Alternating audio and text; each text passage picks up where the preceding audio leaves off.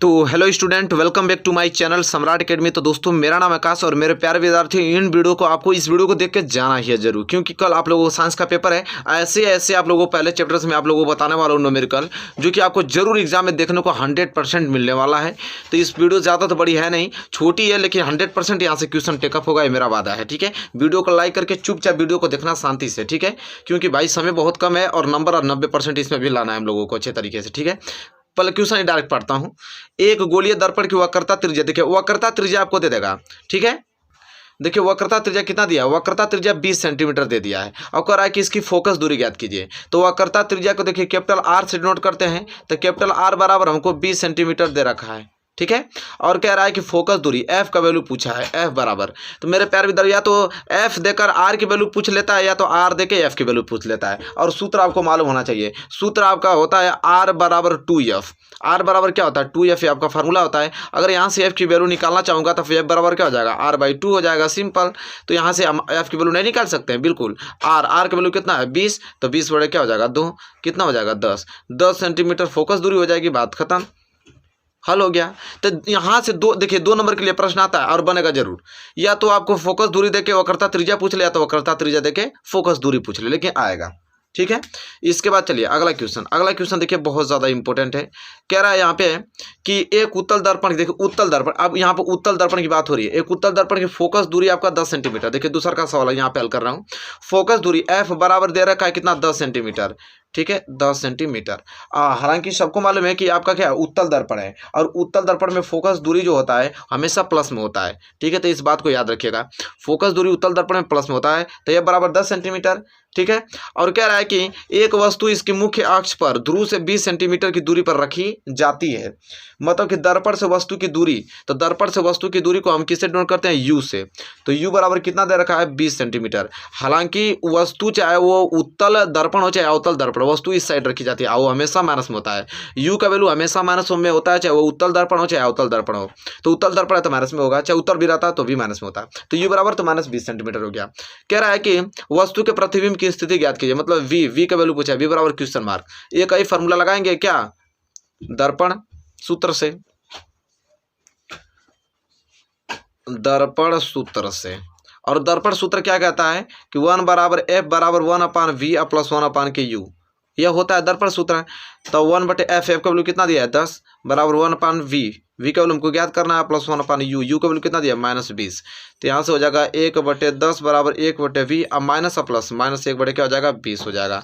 तो हो जाएगा 1/10 -1/20 इधर आएगा तो प्लस 1/20 हो जाएगा। अब बराबर इधर हो जाएगा 1/v।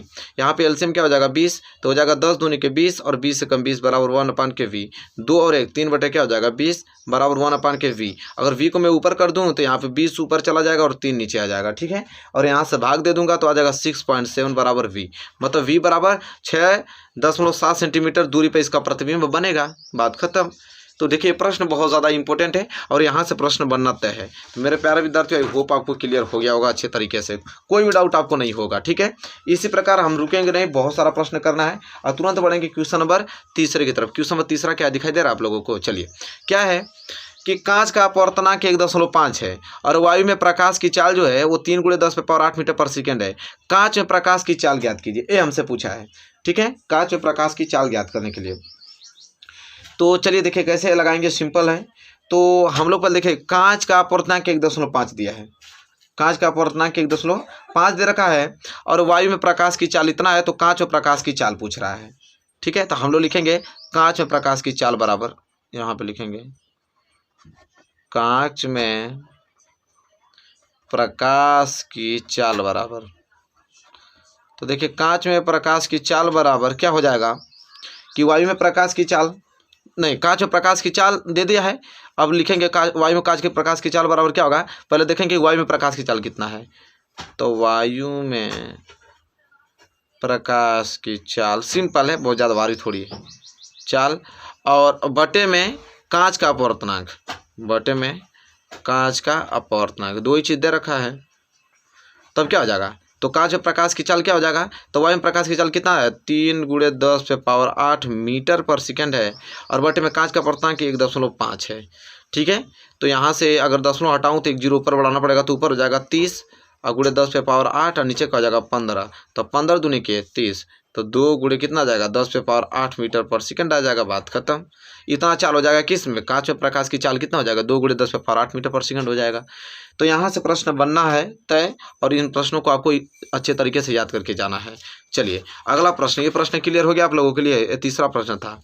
चौथा प्रश्न देखिए यहाँ पे, चौथा प्रश्न क्या बोला है कि जल में प्रकाश की चाल 2.25 गुणे 10 पे पावर 8 मीटर पर सेकंड है, और यदि जल का अपवर्तनांक 4/3 हो तो निर्वात में प्रकाश की चाल पूछा है। किसमें, निर्वात में प्रकाश की चाल, बहुत ज्यादा इंपॉर्टेंट है। ठीक है, तो देखिए हम लोग क्या करते हैं, देखिए क्वेश्चन कहना क्या रहा है कि जल में प्रकाश की चाल इतना है, यदि जल का अपवर्तनांक 4/3 हो तो निर्वात में प्रकाश की चाल हमको ज्ञात क्या करना है, निर्वात में प्रकाश की चाल ज्ञात करना है। तो देखिए फॉर्मूला क्या होता है, सबसे पहले लिखेंगे कि जल का निर्वात के सापेक्ष अपवर्तनांक, निर्वात ऐसे होगा ना, जल का निर्वात के सापेक्ष अपवर्तनांक बराबर क्या होगा। तो देखिए जल का निर्वात के सापेक्ष अपवर्तनांक बराबर होगा कि निर्वात में प्रकाश की चाल, निर्वात में प्रकाश की चाल और बटे में जल में प्रकाश की चाल, जल में प्रकाश की चाल। ठीक है, तो यहाँ पे क्या हो जाएगा आपका आराम से निकल जाएगा। तो जल का निर्वात के सापेक्ष अपवर्तनांक दे रखा है कितना 4/3, तो यहाँ तो 4/3 हो जाएगा। अब बराबर निर्वात में प्रकाश की चाल, तो निर्वात में प्रकाश की चाल हमसे पूछा है तो इसको यक्स मान लेता हूँ हल करने के लिए जल्दी से। और जल में प्रकाश की चाल कितना दे रखा है 2.25 और गुणे 10 पे पावर कितना दे रखा है 8, तो इसका गुणा इसमें देखिए 3 का गुणा x में होगा तो हो जाएगा 3x और बराबर 4 गुणे 2.25 और गुणे 10 पे पावर क्या है 8। अगर यहाँ से x की वैल्यू निकालूँ तो क्या हो जाएगा 4 गुणे 2.25 और गुणे 10 पे पावर 8 और बटे में कितना हो जाएगा 3। ठीक है, तो x बराबर इस 10 को हटा दूँ तो नीचे 100 को गुणा करना पड़ेगा, तो कैंसिल कर दिया जाए, 5 घटा दूँ तो इसे काटूंगा तो 5 चौको 20 हो जाएगा और 5 25, 45 बार में कट जाएगा, 5 चौको 20 50 25 से काटूंगा तो 5 दूनी के 10 20 बार में कट जाएगा, फिर 5 9 45 और 5 चौको 20, 4 से 4 कैंसिल और 3 3 9, तो यक्स बराबर आ जाएगा 3 गुणे 10 पे पावर 8। और यक्स को क्या माना हूँ मैं, तो निर्वात में प्रकाश की चाल है, तो निर्वात में प्रकाश की चाल क्या आ जाएगा 3 गुणे 10 पे पावर 8 आ जाएगा। ठीक है, सिंपल। तो मेरे प्यारे विद्यार्थियों क्वेश्चन जो बता रहा हूँ ना इसको तो रट जाना है, रट के ही आपको बोर्ड एग्जाम में पहुंचना है, बहुत ज़्यादा इंपॉर्टेंट ये क्वेश्चन है। ठीक है, आई होप आप इसे क्लियर कर लिए होंगे। चलिए अगला क्वेश्चन देखते हैं। अगला क्वेश्चन बहुत ज़्यादा इंपॉर्टेंट है, और वो क्वेश्चन क्या है मेरे प्यारे विद्यार्थियों, यह है कि वायु के सापेक्ष जल तथा कांच का अपवर्तनांक क्रमशः 4/3 और 3/2 है, तो जल का कांच के सापेक्ष अपवर्तनांक ज्ञात कीजिए। अब देखिए क्या पूछा है कि जल का, लिखेंगे जल का कांच के सापेक्ष अपवर्तनांक पूछा है, जल का कांच के सापेक्ष अपवर्तनांक, सापेक्ष अपवर्तनांक। अब देखिए यहाँ पे हमसे दे रखा है क्या कि जल का कांच के सापेक्ष अपवर्तनांक, तो सबसे पहले हम लिखेंगे यहाँ पे कि जल में प्रकाश की चाल कितनी है, ठीक है, फिर कांच में प्रकाश की चाल कितनी है। ठीक है, तो वायु के सापेक्ष जल का कांच के सापेक्ष अपवर्तनांक कितना, इतना दिया है, तो वायु के सापेक्ष जल का अपवर्तनांक देखेंगे। ठीक है, फिर वायु के सापेक्ष कांच का अपवर्तनांक, तो यहाँ पे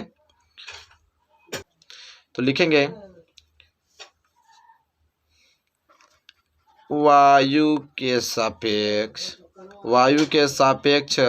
जल का अपवर्तनांक।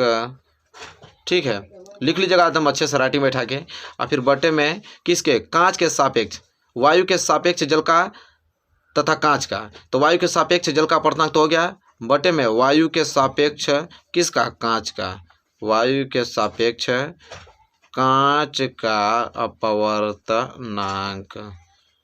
ठीक है, क्या हो जाएगा, तो वायु के सापेक्ष जल का अपवर्तनांक कितना दिया है 4/3 और बटे में वायु के सापेक्ष कांच का अपवर्तनांक 3/2, तो हल करेंगे तो हो जाएगा 4/3, या भाग में तो गुणा में, तो गुणा में तो 2 ऊपर चला जाएगा 3 नीचे आ जाएगा, तो कितना जाएगा 4 दूनी के 8 और 3 लिखे 9, तो जल का कांच के सापेक्ष अपवर्तनांक कितना आ जाएगा 8/9 आ जाएगा मेरे प्यारे विद्यार्थियों। ठीक है, आई होप आपको क्लियर हो गया होगा। चलिए अब यहाँ पे एक क्वेश्चन और बच गया है, उस क्वेश्चन को कर लेते हैं। देखिए ये क्वेश्चन बहुत ज़्यादा इंपॉर्टेंट, जरूर यहाँ से देखिए फिक्स है, यहाँ से पूछना ही पूछेगा, कल देखिएगा एग्जाम में तो पेपर आएगा तो मिला लीजिएगा। ठीक है, कह रहा है कि वायु तथा कांच में प्रकाश की चालें क्रमशः 3 गुणे 10 पे पावर 8 मीटर पर सेकंड तथा 2 गुणे 10 पे पावर 8 मीटर पर सेकंड है, वायु के सापेक्ष कांच का अपवर्तनांक ज्ञात कीजिए। बहुत ज़्यादा इंपॉर्टेंट है। ठीक है, तो वायु के सापेक्ष कांच का अपवर्तनांक पूछा ना, तो लिखेंगे यहाँ पे वायु के सापेक्ष कांच का अपवर्तनांक, कांच का अपवर्तनांक। तो वायु के सापेक्ष कांच का अपवर्तनांक क्या हो जाएगा? तो वायु में प्रकाश की चाल, वायु में प्रकाश की चाल अब बटे में क्या हो जाएगा?